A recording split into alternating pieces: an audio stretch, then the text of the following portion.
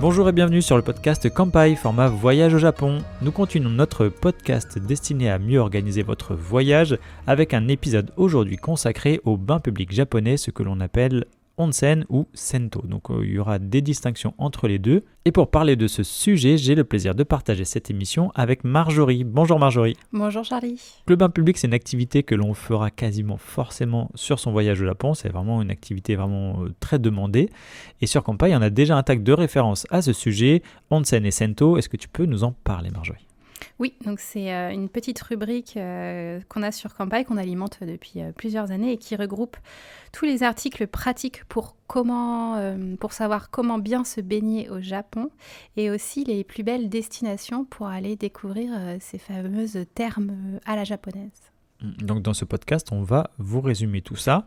L'archipel japonais, c'est un archipel qui est volcanique et qui va par conséquent regorger de sources chaudes naturelles et dont a découlé par la suite plusieurs pratiques culturelles, traditionnelles et plus tard un développement du tourisme thermal, que ce soit celui pratiqué par les Japonais ou les touristes occidentaux. Donc la culture des bains au Japon, c'est une pratique vraiment ancestrale et ça a fait toujours partie intégrante de la vie quotidienne des Japonais et c'est aussi pour ça que les touristes aussi veulent vivre cet aspect-là du quotidien à la japonaise, on va dire. Oui, et puis la particularité japonaise, c'est qu'on va parler de bains communs, donc on va être plusieurs dans le même bassin. C'est à la fois ce qui intrigue et peut-être ce qui rebute certaines personnes justement à le faire. Donc oui. Vous allez voir que selon le onsen ou le sento, il y aura des modalités quand même différentes et nous on va vous en apprendre aussi plus sur la bonne tenue à avoir, mieux se renseigner avant, comme ça vous profiterez pleinement de votre activité. Oui, il y a plusieurs solutions maintenant pour tout public et on peut chacun en fait trouver sa façon en fait de tester les onsen et les sento au Japon qui nous conviendra à tous. Et donc oui Marjorie, il ne faut pas avoir peur d'être tout nu, mais il n'y a pas que ça, donc il y a plein d'autres choses à retenir et on va vous l'évoquer ici. Avant, toujours dans l'introduction de ce podcast, on va faire quelques précisions sur les mots de vocabulaire puisqu'ils ont leur importance pour mieux savoir à quel type d'expérience vous allez avoir à faire. Donc là, peut-être tu pourrais commencer par nous décrire le terme onsen déjà ? Oui, donc les onsen, c'est ce qu'on va entendre parler le plus souvent comme terme. Donc ça désigne en fait les sources chaudes naturelles qui sont issues de l'activité volcanique du territoire japonais. Et donc ça désigne aussi bien la source que l'établissement de bain qui va les exploiter. Donc on va parler d'établissement onsen, de source onsen ou de station onsen. Donc station onsen, ça fait référence aux destinations thermales au Japon. Donc le plus souvent, quand ce sont que des destinations thermales, ça va être des destinations dans la montagne, dans une vallée un peu reculée, un peu en dehors des villes. C'est ça qu'on va retrouver le plus et qui offre un cadre pittoresque tout à fait agréable et attirant. Donc ça, c'est les onsen. Donc pour être qualifié de onsen, il faut que l'eau en fait jaillisse du sol et doit avoir une température naturelle de plus de 25 degrés. En général, c'est beaucoup plus chaud, ça se situe surtout entre 35 et 42 degrés, donc naturellement.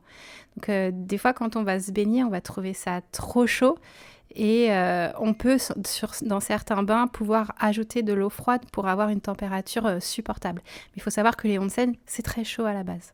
Ensuite, il faut que l'eau, elle contienne au moins un élément minéral en quantité suffisante.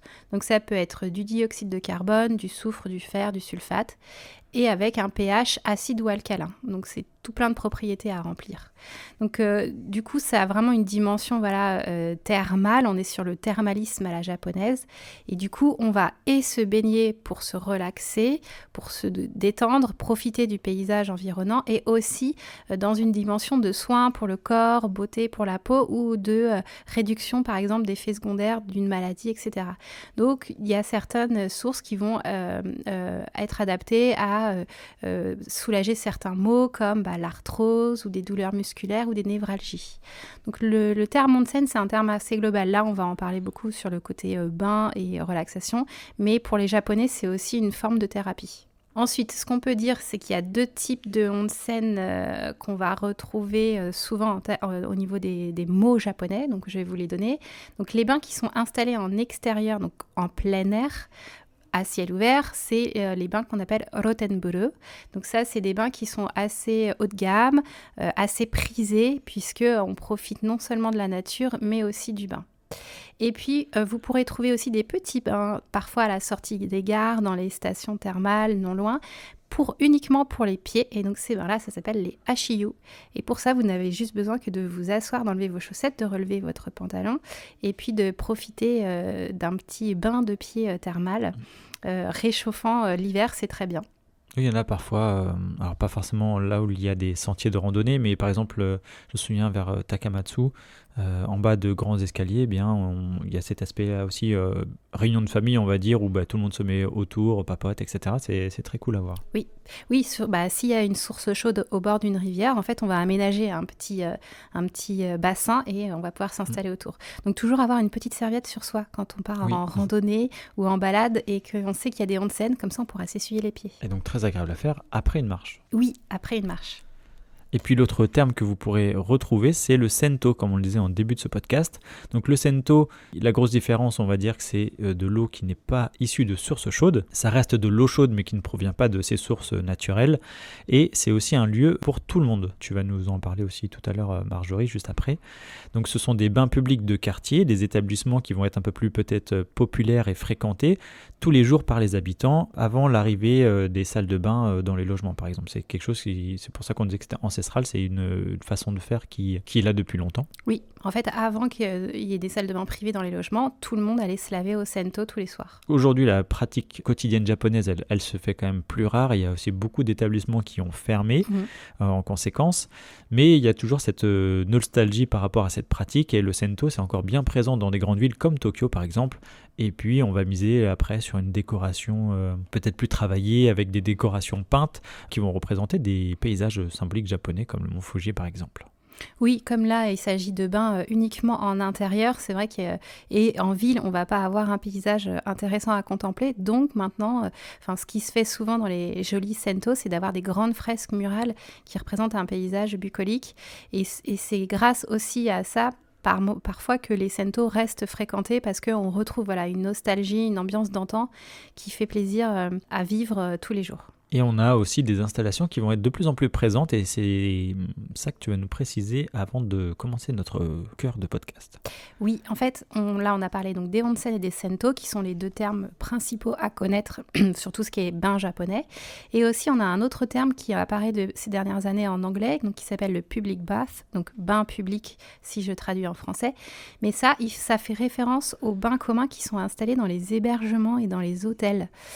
Il faut savoir que ces public baths, on ne peut pas les traduire par le terme sento, parce qu'ils ne sont réservés qu'à une clientèle en particulier. Donc souvent, c'est la clientèle de l'hébergement où on se trouve. Et donc, ils ne sont pas ouverts à tout le monde comme les sento pourraient l'être. Donc quand vous entendez le terme public bath, il faut savoir qu'en général, c'est réservé à là où vous êtes, et que vous ne pouvez pas inviter d'autres personnes ou faire profiter du bain à tout le monde. Et vous aurez aussi un autre terme qui peut aller avec, c'est la notion de spa.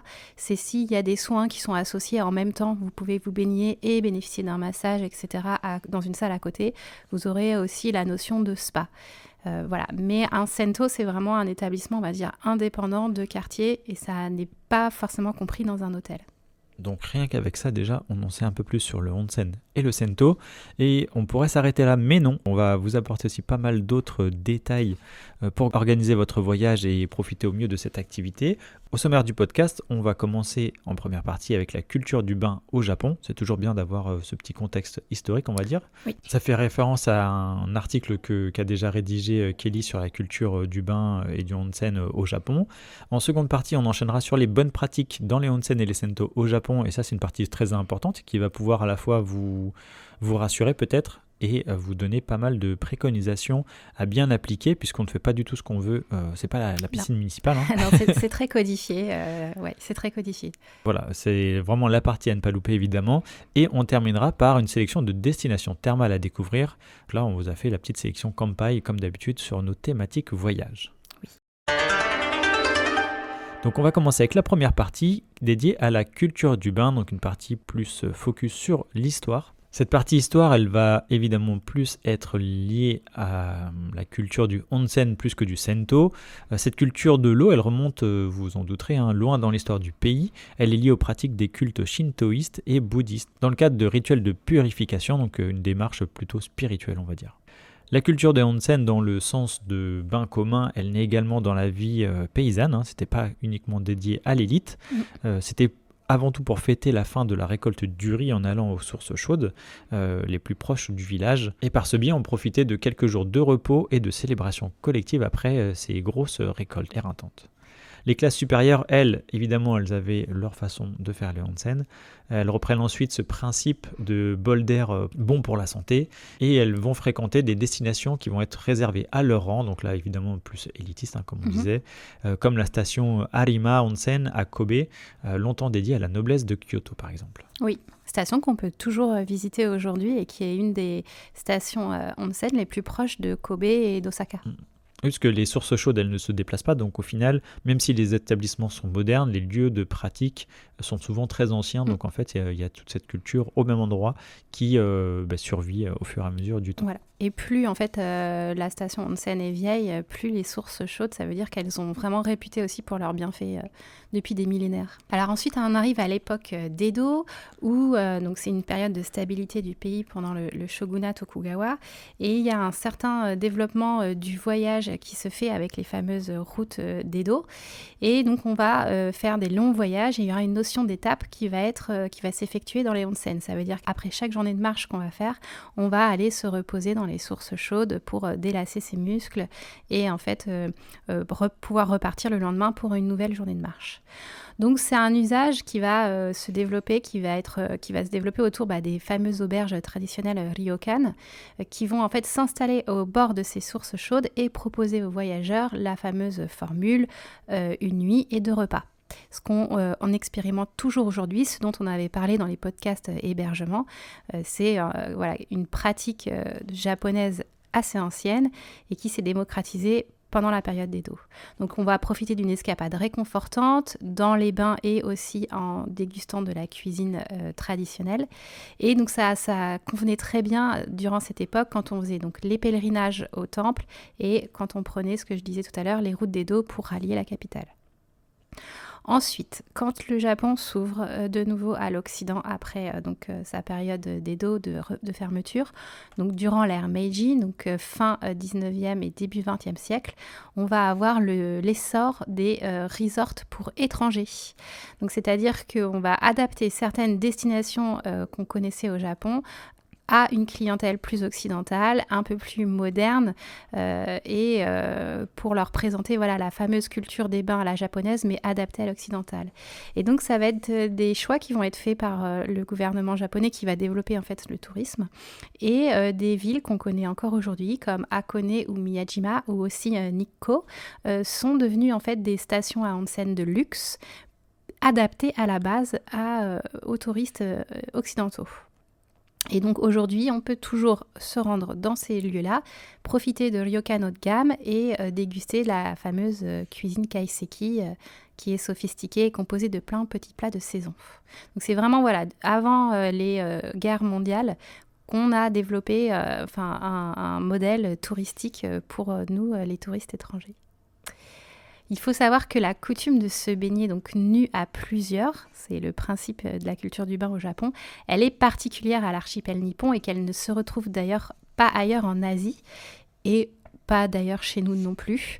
Et on dit que ça serait en fait le don d'une culture à la base anti-guerrière qui est propre au peuple japonais, qui en fait... alors, à l'époque, démontre une faible animosité à l'égard de ses compatriotes et peut-être que ce serait grâce à l'unification linguistique précoce qu'a connue l'archipel dans son histoire qui aurait contribué à une meilleure compréhension entre les clans et donc du coup à une certaine homogénéité de la culture. Et aujourd'hui, on se baigne nu à plusieurs sans qu'il y ait la moindre once d'animosité peut-être. D'animosité, de regard malveillant, de comparaison. C'est aussi une façon en fait d'enlever son identité sociale finalement, de baisser l'uniforme, l'étiquette sociale qu'on aurait et de se présenter tel qu'on est et tout le monde est égaux dans les bains au Japon. Mais on ne mélange pas les hommes et les femmes. Mais on ne mélange pas les hommes et les femmes. Alors sache que cette pratique-là n'était pas à la base existante au Japon. À l'époque des cultures de riz, tous les paysans, hommes et femmes, se baignaient au même endroit. C'est venu après, avec justement la notion de resort pour étrangers. On a commencé à séparer les sexes parce que de notre point de vue occidentaux, on trouvait ça trop particulier. Oui. Mais au début, les Japonais, ils se baignaient tous ensemble. Ah, ça m'étonne pas qu'au départ, vu que le principe est de faire quelque chose de collectif et puis de remettre un peu les étiquettes sociales à zéro, etc. Surtout après le dur labeur du riz, c'est carrément entendable. Et après, évidemment, l'homme occidental est arrivé avec ses idées à lui. Voilà, après on a adapté et c'est vrai que bon, maintenant, à part en famille, on va tous se baigner ensemble, c'est vrai qu'on on se mélange plus trop. Après, il existe encore au Japon des très vieux onsen où il y a des bains mixtes. Oui. Donc ça, ils sont assez cachés dans la montagne, mais ça existe encore. Et on va enchaîner avec la deuxième partie qui sera consacrée aux bonnes pratiques après avoir développé un petit peu, même si c'était de façon concise, la culture historique du onsen. Et bien, comment bien pratiquer ces endroits-là. Et donc on va surtout vous parler du comportement à avoir dans ces zones de bain. Les fondamentaux vont être en premier lieu évidemment la nudité qui sera de rigueur. Nudité inclut aucun maillot de bain. Oui, aucun slip de bain. Aucun slip, c'est une nudité à 100%. Ouais, dans votre plus simple appareil. Donc il n'est pas possible pour les femmes de pratiquer le onsen pendant leurs règles et les enfants doivent être propres. Et d'ailleurs, toutes les personnes doivent être propres, c'est-à-dire ne pas avoir besoin de couche. Oui, voilà, on va vous donner des détails assez basiques, mais globalement, puisqu'on est entièrement nu, évidemment, et que l'eau est partagée avec plusieurs personnes, ce n'est pas conseillé de venir en période de menstruation ou pour les enfants qui ne sont pas encore propres. Donc oui, nudité entière de rigueur, et effectivement, donc, sans problème, on va dire, ou particularité de santé particulière, vu qu'on est nu, il faut qu'on puisse rester propre, vu qu'on partage l'eau. Et du coup, comme il y a une nudité, on a les hommes et les femmes qui sont séparés. Donc ça, c'est le cas sur la quasi-majorité des bains communs, c'est tout le temps hommes et femmes séparés. Tout à l'heure, je te disais, Charlie, qu'il y avait encore des bains mixtes qui existaient. Oui. Effectivement, ils sont très rares, ils sont assez cachés, ils ne sont pas accessibles. Voilà, il faut connaître en fait le lieu pour pouvoir y aller. Et quand c'est des bains mixtes, souvent l'eau est laiteuse, pour information. D'accord. Parce que l'eau, en fait, suivant sa composition en fait, en minéraux et son pH, elle est plus ou moins claire, plus ou moins laiteuse. Les bains mixtes, en général, ils sont laiteux pour garder une certaine intimité. Ouais. Et l'entrée des femmes est différente de l'entrée des hommes dans le bain. Et l'entrée des femmes est un peu cachée. Donc, on ne rentre pas dans le bain à la vue de tout le monde. Donc les hommes et les femmes, sinon c'est automatiquement séparé. Souvent il y a des codes couleurs à l'entrée qui sont assez simples. Si vous ne comprenez pas le japonais et que vous n'arrivez pas à lire homme ou femme, vous avez le bleu pour les hommes et le rose pour les femmes. C'est très basique. Oui, c'est vrai que ce sont les mêmes codes. Hein. Voilà, c'est très basique, ce sont les mêmes codes. Et puis, ne vous inquiétez pas, si la nudité vous dérange, pour quelque raison que ce soit, et que vous n'avez pas envie de vous exposer, sachez qu'il existe souvent maintenant des bains privatifs. Soit vous privatisez une pièce avec un petit bain et vous pouvez y aller par exemple en famille, en couple, etc. Soit vous choisissez un hébergement comme un ryokan avec un bain inclus dans votre chambre. Donc ça sera un peu plus cher en termes de tarifs, mais là vous vous assurez d'être en complète intimité et de pouvoir vous mettre dans votre plus simple appareil sans avoir peur du regard des autres. Et vous pourrez trouver aussi des hôtels ou des auberges par exemple qui vont vous proposer l'accès à un bain. Pareil, vous réservez l'horaire et puis vous pouvez être seul dedans et puis et faire votre bain. Oui, ou entre sexes opposés aussi. Bon, après, sachez que les Japonais, c'est pas du tout... Comme c'est quelque chose qui pour eux est ancré dans leur vie depuis tout petit, la nudité pour eux ne leur pose pas vraiment de problème dans ce cadre-là et vous n'allez pas être forcément jugé, etc. Si vous vous comportez bien, et on va vous dire les bonnes pratiques après, il n'y aura aucun regard malveillant. Il y aura plutôt de la bienveillance et une forme d'accueil en fait implicite parce que vous faites l'effort de faire quelque chose qui sort de votre cadre de confort. Donc ça, c'est vraiment important. Sachez, la nudité, c'est quelque chose qui, pour nous, est compliqué, mais au Japon, ça se passe très bien. Et en termes de bonnes pratiques, justement, je rebondis là-dessus. Une question qui revient fréquemment, c'est le tatouage, puisqu'on dit souvent que le tatouage est interdit, et c'est vrai. Oui, globalement, dans les onsen, le tatouage sera interdit. Parce que pour eux, ça a une connotation négative. On a un article dessus, vous pourrez vous référer, qui s'appelle « Voyager au Japon avec un tatouage » et vous verrez en fait pourquoi c'est quelque chose qui est un peu pour le coup, la nudité pose pas de problème, mais le tatouage, oui. Et certains... Alors après, il y a des tolérances qui vont pouvoir être faites. Par exemple, tous les petits tatouages qu'on peut cacher derrière un pansement ou derrière un tissu spécial, en fait, couleur chair, pourra être toléré. Il faut absolument demander avant de rentrer dans les bains. Alors, ça vaut pour les bains communs. Si vous privatisez votre bain, il n'y a pas de problème, personne ne saura que vous êtes tatoué. Mais pour les bains communs, à plusieurs, il faut demander absolument avant à l'accueil quel est le degré de tolérance du tatouage et si votre tatouage peut être recouvert, si c'est OK. Sachez que dans les sento, la politique est plus souple. Et en général, on vous posera moins de problèmes que dans les onsen. Oui, parce que vous pouvez être littéralement viré du onsen si ça ne leur convient pas, et c'est tout à fait normal puisque ce sont les règles.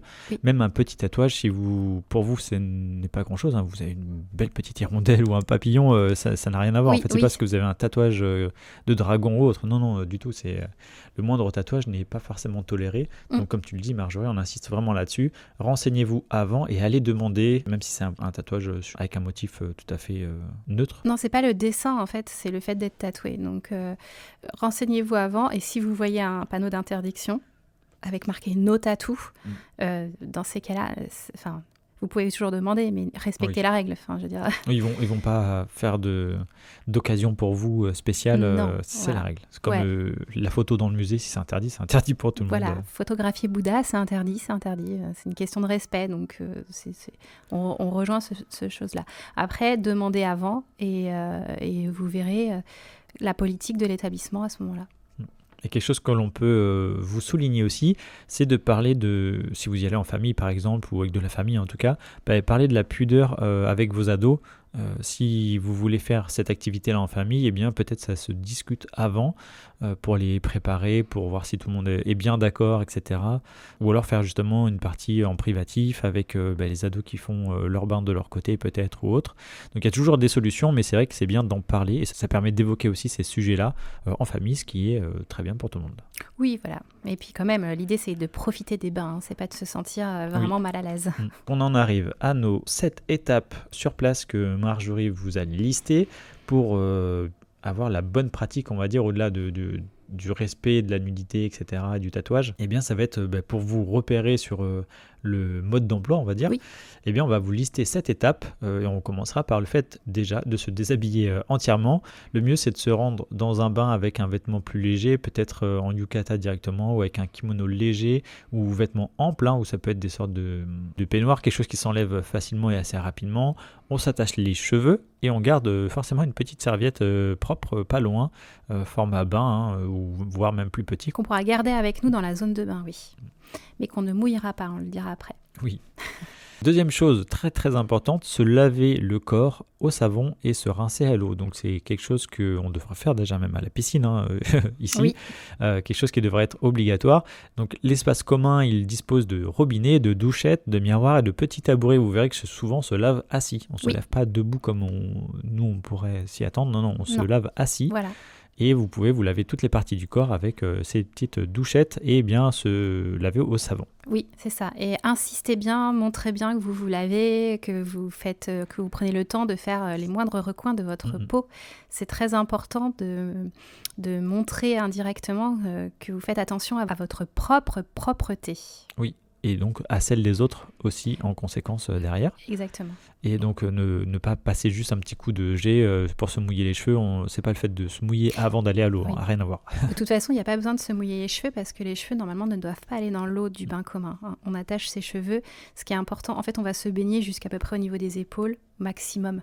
Après, le reste, ça ne sera pas forcément dans l'eau. Par contre, vous pouvez transpirer, donc évitez effectivement d'y aller avec beaucoup de maquillage ou alors un maquillage qui résiste bien à la transpiration, aux températures un peu élevées. Mais effectivement, on ne viendra pas avec du mascara qui coule, etc. Et vu qu'on ne peut pas se mouiller les cheveux, à mon grand désespoir, on ne va pas pouvoir plonger ou sauter ou faire de bombes, évidemment. Ou nager. Donc l'entrée, elle se fait très calmement dans ces bains-là. Il y a des chemins qui indiquent des entrées, justement. Attention à la température qui va, comme on le disait tout à l'heure, être très élevée parfois. ou en tout cas vous n'allez pas la savoir en avance, donc n'hésitez pas à y aller tranquillement. Le bassin est souvent peu profond, on a toujours pied. Généralement, vous allez cheminer dans l'eau petit à petit. Une fois qu'on arrive à la taille, on s'acclimate à la température et une fois qu'on est bien acclimaté, on peut aller s'asseoir au fond pour se relaxer par exemple. Et on ne met pas la tête sous l'eau et on ne mouille pas ses cheveux, donc ça on le répète de nouveau. Voilà, et la serviette que vous avez emportée avec vous depuis votre zone de change, en fait, vous ne la mettez pas dans l'eau, donc soit vous la mettez sur votre tête, soit vous la mettez sur le bord, mais en aucun cas elle ne doit toucher l'eau et ni être mouillée, en fait elle va vous servir après pour vous essuyer. Et pendant le bain, comme c'est quelque chose de relaxant, effectivement, on ne parle pas ou pas fort, on chuchote si on est à plusieurs, on respecte en fait l'atmosphère calme, les gens sont là pour se détendre et profiter en fait des vapeurs d'eau et de l'eau chaude pour se relaxer. Vu que l'eau est très chaude, c'est pas un endroit où on va rester des heures, donc dès que vous commencez à transpirer, vous le verrez au niveau du front, ça peut être le bon timing justement pour sortir, parfois au bout de seulement quelques minutes. On vous préconise aussi d'être attentif au malaise vagal, puisque ça peut venir, ou même quand on n'est pas habitué à faire du onsen ou on n'a jamais fait de spa ou autre, c'est quelque chose qu'on peut vite ressentir, donc le cœur qui peut taper ou une sensation comme si on allait s'évanouir. Donc restez vigilant à ce sujet. Et puis prenez le temps de sortir, ou de prendre le temps aussi de vous acclimater petit à petit, peut-être au début que les jambes jusqu'à la hauteur du genou par exemple. Oui, prenez le temps. Après, des fois dans les zones, il y a plusieurs bains. Les bains, ils sont, on va dire, classés par température. Donc repérez comment les gens en fait se baignent et quels bains ils vont en premier. Et faites la même chose parce que souvent c'est les bains les plus froids, si j'ose dire, même si ça sera jamais 25 degrés. Mais et après, comme ça, vous pouvez passer d'un bain un peu plus chaud au fur et à mesure, en fait. Il faut vraiment y aller par étapes. Et puis vu que vous avez apporté votre serviette avec vous, on va enfin en parler. En 5e étape, pour vous essuyer avec la serviette, donc pas besoin de mode d'emploi, mais ce qu'on voulait vous dire, c'était de ne pas forcément vous rincer à l'eau, puisqu'on va ainsi bénéficier des effets minéraux, l'effet thermal, on va dire, de ce onsen. Et une fois qu'on est sec, on peut donc, on a fini en fait de faire son bain et on va retourner vers les casiers pour récupérer ses affaires et se rhabiller. À ce moment-là, on a un espace en général de salon de beauté qui est là, qui peut nous permettre de se sécher les cheveux si on a les cheveux qui sont mouillés, de se regarder un peu dans le miroir, de se remaquiller s'il y a besoin, etc. Donc il y a un petit espace salon de beauté où on peut refaire une beauté, c'est le cas, et avant de sortir. Et en général, on recommande de finir la séance avec une boisson pour se réhydrater parce qu'on aura quand même pas mal transpiré. Donc simplement de l'eau, du thé, ou alors des fois il y a des petits desserts qui sont proposés à la sortie des stations à onsen ou des sento, et on pense notamment au pudding, ça marche très bien, un petit pudding ou un petit verre de lait aussi à la sortie du sento ou du onsen, ça fait du bien. Et dernière chose que l'on peut vous apporter sur le comportement à avoir, là on va aborder le rythme de bain. Donc peut-être petit tips Marjorie qui en plus de ça est lié au symbole du onsen. Si vous tapez sur votre smartphone dans les emojis onsen, vous verrez un petit logo, on va dire une sorte de, même si c'est pas un bol, mais une sorte de onsen, donc 3 vagues. Une sorte d'un bol chaud avec 3 fumées, quoi. Cet emoji, il a été rendu populaire par Aburaya Kumahashi, un homme d'affaires du début du XXe siècle. Donc chacun des 3 traits, donc les petites vaguelettes qui représentent la chaleur, je suppose, qui émane du onsen, elles ont des longueurs égales et elles représentent le nombre de bains que chaque visiteur devrait prendre lorsqu'il arrive dans un ryokan. Et tout à l'heure, tu nous parlais du ryokan, donc je veux bien que tu nous détailles justement les étapes, parce que tu en avais déjà parlé dans le podcast Hébergement. Oui, voilà. Donc la bonne pratique pour se relaxer dans les bains, dans les ryokans, l'idée c'est en fait, on arrive d'une journée de visite ou d'excursion ou de marche au ryokan et on va, en s'installant dans sa chambre, aller faire un premier bain assez court, plutôt en fin d'après-midi, pour un peu se délasser de la journée qu'on vient d'avoir dans les pattes. Globalement, c'est ça. Ensuite, on va profiter du dîner, donc en général, c'est la cuisine kaiseki, donc du dîner dans le ryokan. Et à la fin du dîner, on va aller faire une deuxième immersion, cette fois-ci un peu plus longue, qui va en fait complètement préparer le corps à dormir comme un bébé. Une fois qu'on aura l'estomac plein et les muscles détendus, on sera très très près pour faire une très bonne nuit. Ouais. Et puis, le dernier trait dans le symbole des onsen, ça va être le dernier bain qu'on va prendre au petit matin, à son réveil. Si on aime bien le lever du soleil, on va même profiter de le prendre très très tôt, de profiter des premiers rayons du soleil et de prendre son petit bain qui va remettre le corps en fait en mouvement, le réveiller et pour qu'il soit fin prêt pour une nouvelle journée. Moi, je dirais que le bain numéro 2 ou 3, il me tente plutôt bien quand même. Oui, et le bain du matin est vraiment très très bien. Et c'est en troisième partie que nous allons vous détailler les meilleures destinations pour Kanpai de onsen et de sento. Donc on retrouve des onsen dans les villes, dans les forêts et au bord de la mer, mais aussi dans les montagnes et leurs périphéries, comme à Kyushu par exemple, qui va être une terre volcanique privilégiée du tourisme thermal depuis très très longtemps au Japon, puisque ces volcans sont encore actifs évidemment. Oui, donc dans les destinations qu'on va vous aborder dans cette partie 3, il y aura beaucoup donc, de destinations relatives aux onsen, donc aux sources chaudes naturelles.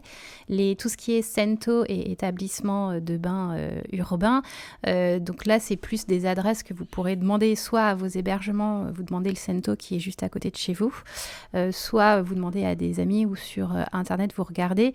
Il y en a plein, donc après ils sont un peu tous faits pareil. En fait un sento ça se ressemble, c'est juste la décoration qui va changer, mais le principe des casiers pour changer ses affaires, de la salle pour se laver, la salle de bain pour se détendre, etc. Ce qu'on vient de vous expliquer, vous le retrouverez toujours organisé pareil. Là, on va vous parler de destinations qui mélangent et le tourisme de visite classique et aussi la culture du bain. Donc on va s'attacher d'abord à Kyushu, donc on va partir du sud en fait du Japon. À Okinawa, il n'y a pas beaucoup de sources chaudes onsen. C'est plutôt à partir de l'île de Kyushu que vraiment là on va avoir une offre et pléthore et de qualité pour tester les onsen au Japon. Donc on va parler de villages d'eau, de stations thermales, etc. Et on a 3 préfectures qui sont vraiment adaptées à ce genre de tourisme. Ça va être Kagoshima, Kumamoto et Oita. Donc on peut commencer par Oita avec Beppu, parce que Beppu, c'est la capitale des onsen au Japon. En fait, elle est située au bord de la mer intérieure de Seto.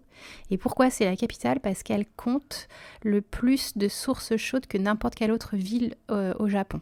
Donc en fait, tout son sous-sol est bouillonnant et tout son sous-sol fume en permanence. Et c'est vraiment, une fois que vous êtes là-bas, vous verrez des fumerolles sortir de tous les trottoirs, de toutes les bouches d'évacuation, etc. C'est assez impressionnant.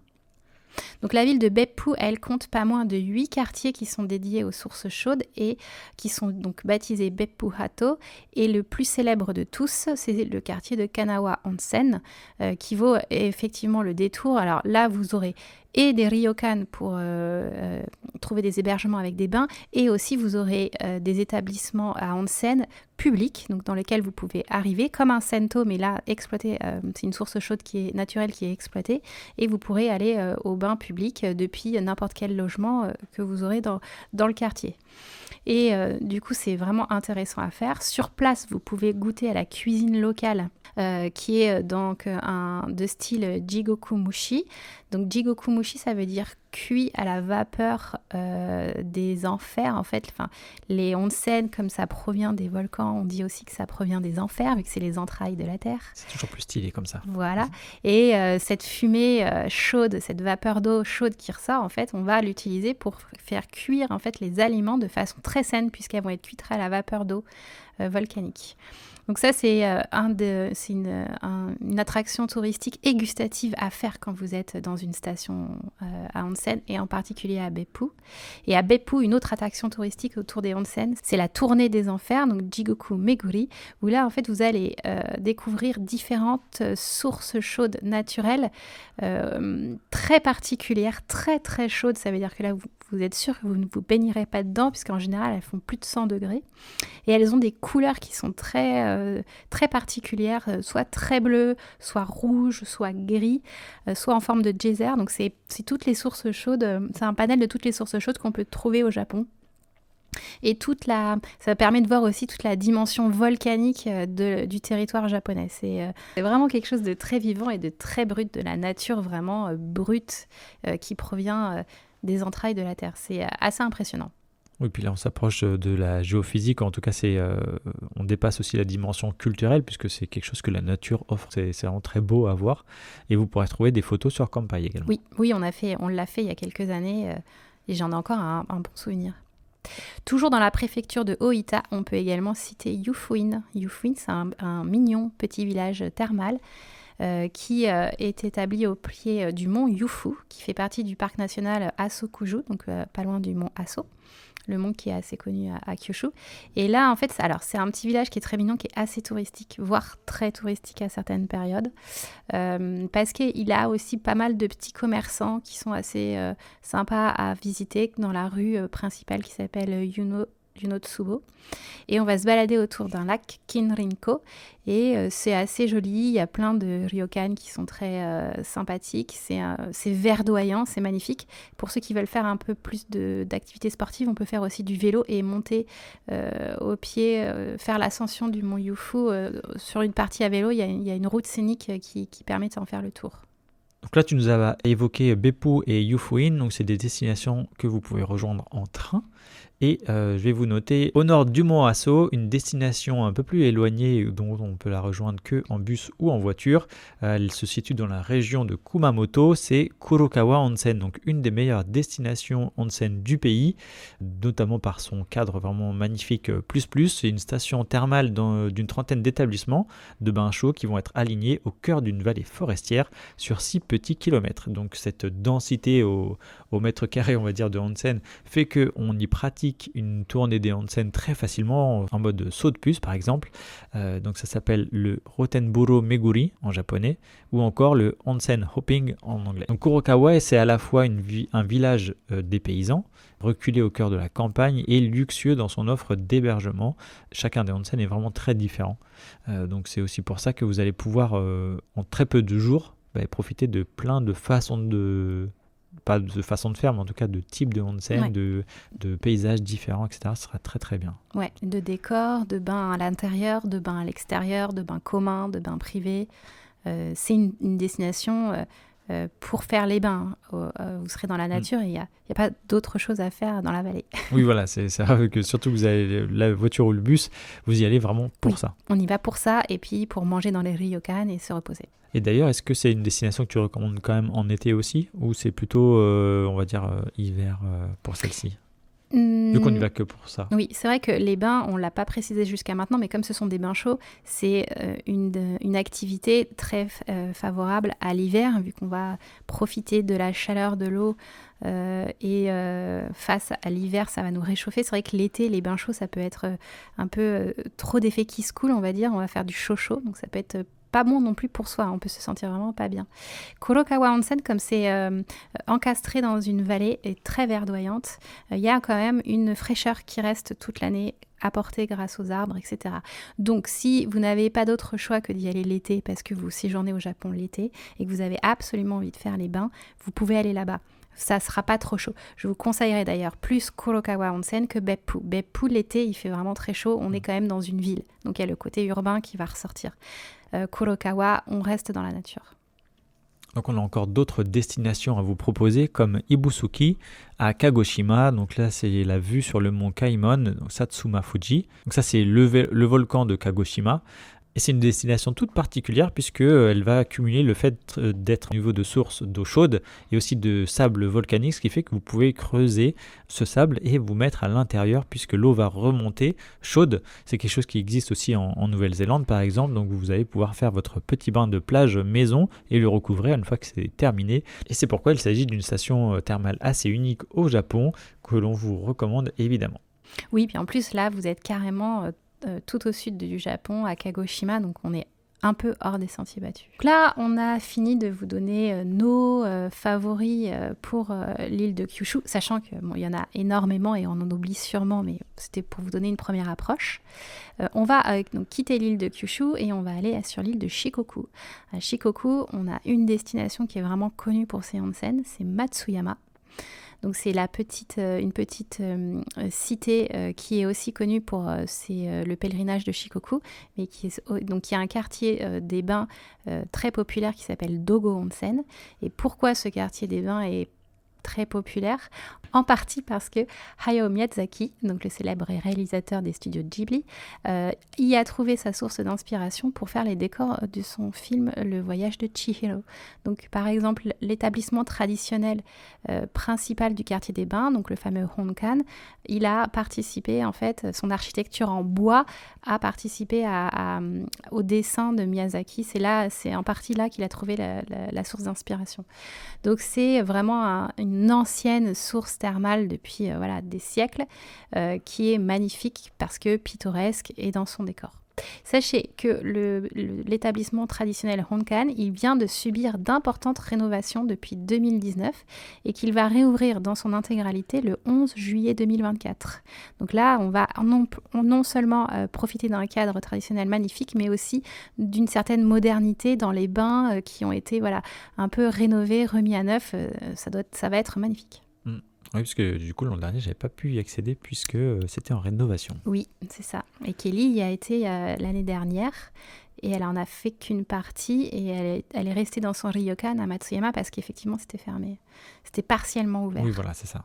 On peut enchaîner avec Kinosaki Onsen, au nord de la préfecture de Hyogo, côté mer du Japon. Donc c'est une mignonne station balnéaire et rurale à la fois. Et on y pratique le thermalisme depuis le 7e siècle, lorsque les premières sources sont découvertes à cet endroit-là. Vous y constaterez un centre-ville restreint qui longe la rivière Otani. Et c'est ici que vous pourrez pratiquer le Sotoyu Meguri. Oui, Charlie, c'est comme à Kurokawa Onsen sur le Rotenburo Meguri où on va faire la tournée des bains en extérieur. Là, le Sotoyu Meguri à Kinosaki Onsen, c'est le même principe. C'est-à-dire que comme on a plusieurs établissements de bains publics qui sont alignés au bord de la rivière, on va s'habiller en yukata, donc plus facile à enlever, se déplacer dans la ville et aller de bain en bain, donc faire la tournée des bains publics de Kinosaki Onsen. Et après, on pourra retourner dans son ryokan et profiter du bain de l'établissement. Si vous faites un voyage complet de onsen, je pense que vous allez être très fatigué à la fin de votre voyage. Vous serez très propre. Très propre, oui. On poursuit notre pérégrination vers le nord avec le Gero Onsen de la préfecture de Gifu. Donc la station thermale de Gero, c'est un bourg de montagne qui enjambe la rivière Hida à seulement 90 minutes en train de Nagoya. C'est également accessible depuis Takayama dans les Alpes japonaises, en train également. Un des 3 plus célèbres et vieux onsen du Japon, il est connu pour faire partie du tourisme durable, figure dans le palmarès des top 100 destinations touristiques durables du monde, publié dans le Green Destinations. Donc on a un article d'ailleurs qui est tout récent sur le tourisme durable, qui est assez long et détaillé. Donc vous pourrez constater cela. Vous pourrez en savoir plus sur le voyage durable dans cet article.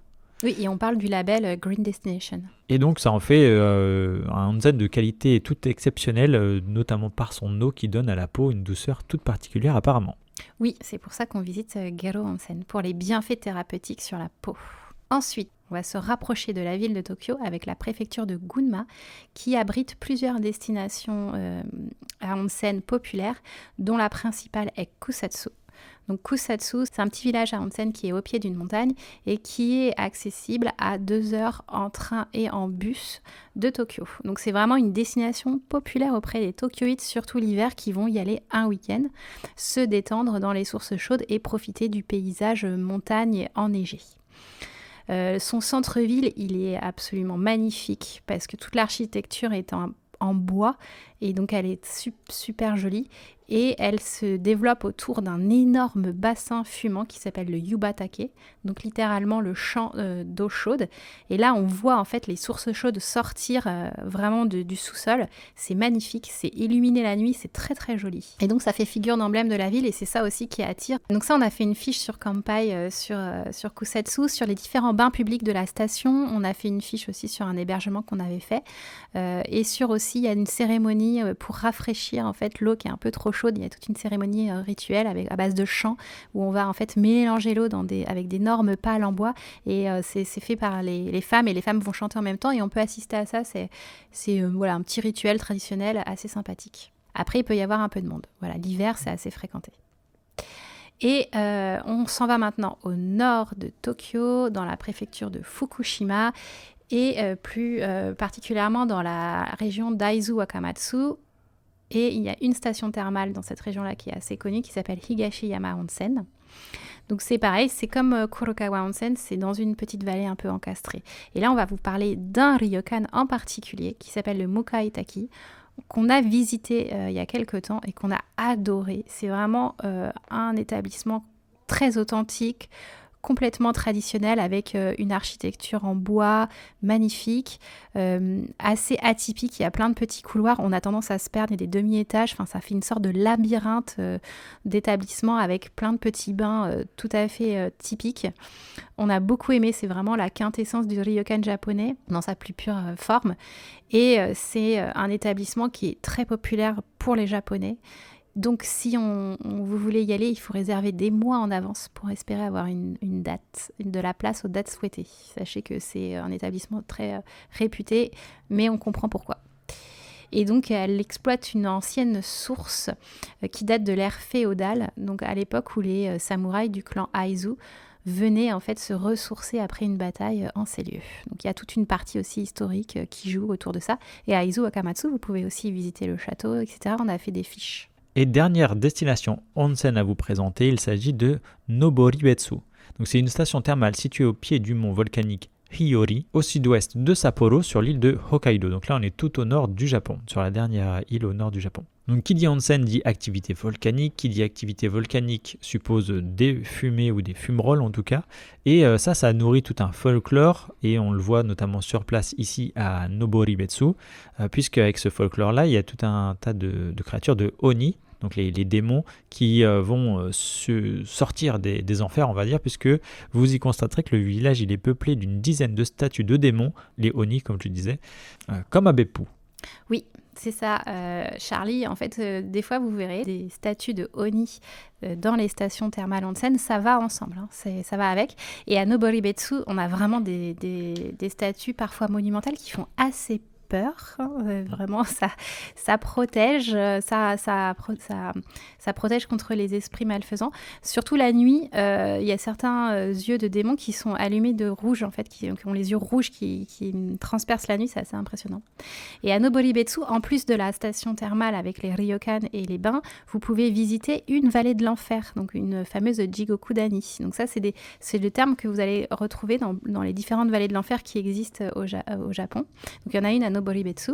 Donc c'est un sentier balisé et sécurisé, hein, heureusement, parce que vous allez en fait évoluer à travers les terres fumantes et l'activité volcanique au plus proche. Et vous allez aussi aboutir autour de 2 lacs qui sont des lacs sulfureux. Donc surtout ne mettez pas un pied dedans. Hein. C'est pas fait du tout pour se baigner, c'est fait pour regarder et apprécier l'activité géothermique de l'archipel. Oui, c'est vrai que tout à l'heure, tu nous parlais des eaux qui vont être bleues, rouges, etc. Ni tremper ni un doigt, ni ne goûter, ne mettez surtout pas ça sur votre langue de quelconque manière. Non, les bains onsen, c'est dans les établissements où on vous dit que vous pouvez vous déshabiller. Hein. C'est pas n'importe où. Et après ces précisions, on va terminer avec l'énumération de plusieurs destinations en vous parlant des versions modernes, donc les Sento, Neo-Sento dans les villes, où vous allez avoir des bains intégrés dans une offre récréative plus large dans les immeubles. Hein. Donc là, on sera dans l'urbain, directement dans l'hôtel, dans les architectures verticales. Et donc, vous y retrouverez des équipements modernes, mais toujours avec les hommes et les femmes séparés en général, sauf si c'est du privatif. Mais là, c'est pas ce dont on va vous parler. On va commencer par Tokyo. Donc là, on vous a beaucoup parlé de stations, de destinations à onsen, donc dans la montagne, plutôt dans la campagne et reculé. Et là, on va revenir un peu en ville. On va vous donner quelques adresses. Hein. Il y en a plusieurs, mais c'est pour vous donner un aperçu. Donc, par exemple, à Tokyo, il y avait un parc à thème sur le thème du onsen qui était assez populaire jusqu'à la période de coronavirus, donc qui s'appelait Oedo Onsen Monogatari, et qui a fermé en fait depuis, qui était sur l'île artificielle de Daiba, et qui a fermé en fait en septembre 2021. Et aujourd'hui, si on peut donner aux futurs visiteurs une nouvelle adresse, on pourrait rester en fait pas loin de l'île de Daiba, mais aller du coup vers le nouveau marché aux poissons, donc plutôt vers Koto. Et maintenant, il y a un nouveau en fait centre à la fois ancien marché aux poissons et à la fois bain moderne qui a ouvert cette année, qui s'appelle le Toyosu Senkaku Benrai, et qui en fait allie et la reconstitution d'un marché à l'époque d'Edo, donc Edomae Ichiba, où on peut déguster du poisson frais comme dans un marché au poisson classique, et un bâtiment de bain moderne qui s'appelle le Tokyo Toyosu Manyo Club et qui propose lui donc différents bains à différents étages et notamment un bain pour pieds, donc un Hashiyu sur le toit terrasse. Donc vous avez après une vue sur tout Tokyo. La nuit, c'est magnifique. Ah ouais, là, ça envoie du lourd. Voilà, ça c'est une nouvelle adresse qu'on peut vous donner à Tokyo à faire. Donc c'est ouvert, pour vous donner un aperçu sur le côté bain, c'est ouvert de 9h à 22h. Donc voilà, vous pouvez y aller en nocturne, c'est vraiment très sympa. Et il faut compter 3850 yens pour faire des bains en journée avec la location d'un yukata et d'une serviette. Donc vous pouvez arriver comme vous êtes, vous changer en yukata et vous aurez une serviette à disposition pour pouvoir vous essuyer. C'est assez accessible au final. Oui, pour tester, voilà. Et puis c'est en plein cœur de Tokyo, c'est dans des établissements modernes, donc au niveau des équipements, vous serez bien. Et si vous ne pouvez pas faire une destination à onsen, vous pouvez essayer ça aussi, ça peut être vraiment pas mal. Et toujours à Tokyo, il y en a dans le Tokyo Dome, que vous visiterez sûrement déjà juste pour son architecture et son originalité, avec le spa L'Aqua. Oui, c'est au centre commercial L'Aqua, il y a un spa qui est assez connu et qui est parfois très fréquenté. Des fois, il n'y a plus de place pour y aller. Mais c'est un spa qui est assez connu en plein centre de Tokyo. Et lui, il y a une partie des bains qui est qualifiée de bain onsen parce qu'il va puiser dans une source qui est très loin dans le sol, en fait. Et dans le vieux quartier de Asakusa, à Tokyo, on trouve aussi des vieux sento. Donc c'est connu pour ça aussi, ce quartier, avec le Akebonoyu, qui est le plus vieux sento de Tokyo. Et vous le retrouverez dans les petites rues derrière le temple Sensoji, qui fait aussi la réputation de ce quartier, à Asakusa. Donc c'est un endroit qui va plutôt être fréquenté par les locaux, puisqu'il n'est pas dans un endroit touristique, il est plutôt dans les rues résidentielles. Donc vous avez un cadre authentique ici pour profiter de ce sento au milieu des retraités locaux. Oui, voilà, ça sera plutôt des retraités. Voilà, soit vous cherchez une solution très moderne, ouverte à l'international, on va dire avec les bains dans les immeubles récréatifs, soit vous pouvez complètement retourner à une adresse traditionnelle de quartier, populaire, qui n'aura pas tous les équipements modernes, mais qui aura par contre l'atmosphère authentique des sento au Japon.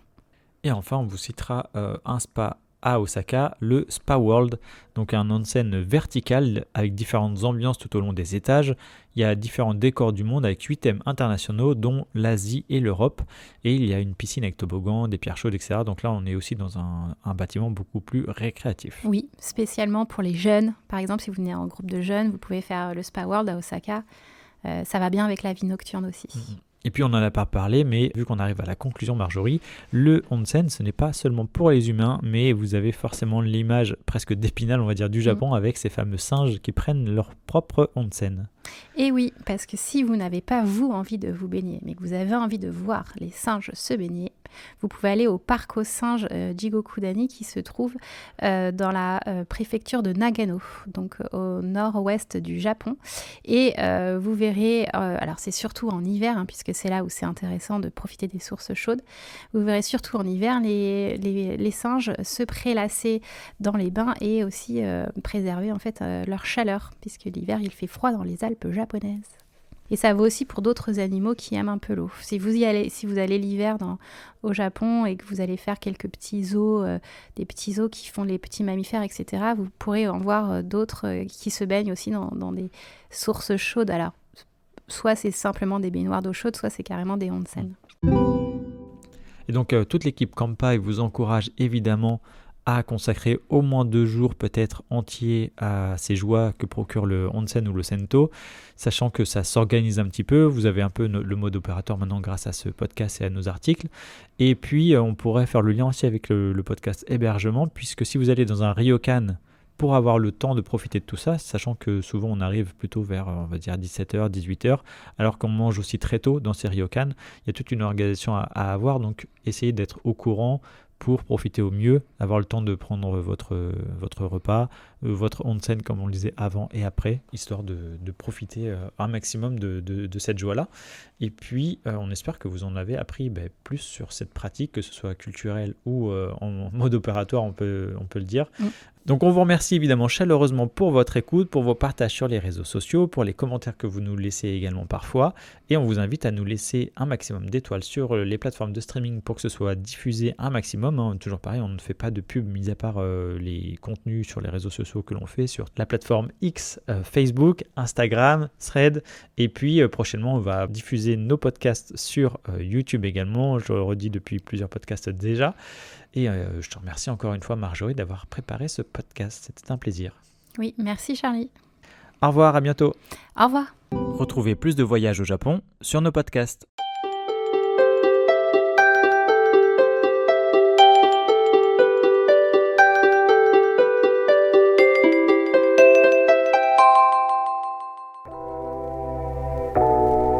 Merci d'avoir écouté cet épisode du podcast Kanpai.